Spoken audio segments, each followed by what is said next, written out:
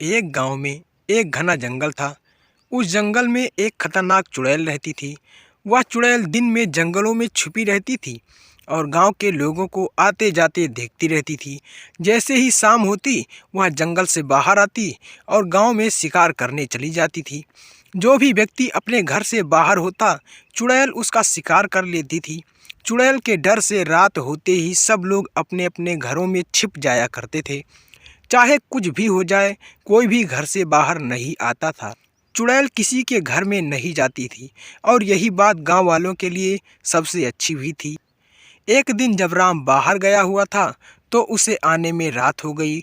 वह जंगल के रास्ते वापस आ रहा था। उसके चेहरे पर डर साफ नजर आ रहा था। अचानक से चुड़ैल उसके सामने आ गई और उसे मार दिया। जब सुबह हुई तो गांव वालों को राम की लाश मिली। राम एक भला आदमी था। राम के लिए सभी लोगों को बुरा लग रहा था। इसीलिए गांव के मुखिया ने चुड़ैल से पीछा छुड़ाने के लिए एक तांत्रिक के पास गया और उसे सारी घटना बताई। तांत्रिक ने गांव वालों की मदद करने का वादा किया। तांत्रिक मुखिया के साथ गांव वापस आया और रात के वक्त चुड़ैल के आने का इंतजार करने लगा। जैसे ही शाम हुई, चुड़ैल गांव की तरफ आने लगी। जैसे ही चुड़ैल ने गांव में तांत्रिक को देखा तो वह डर गई।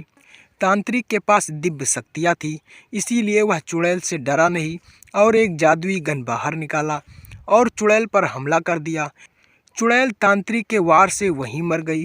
तांत्रिक ने सभी गांव वालों को बताया कि यह चुड़ैल गांव की एक बुढ़िया थी जो अपने बुरे कर्मों से चुड़ैल बन गई थी और अब वह कभी वापस नहीं आएगी। सभी गांव वालों ने तांत्रिक को धन्यवाद दिया और बिना डरे उस गांव में रहने लगे।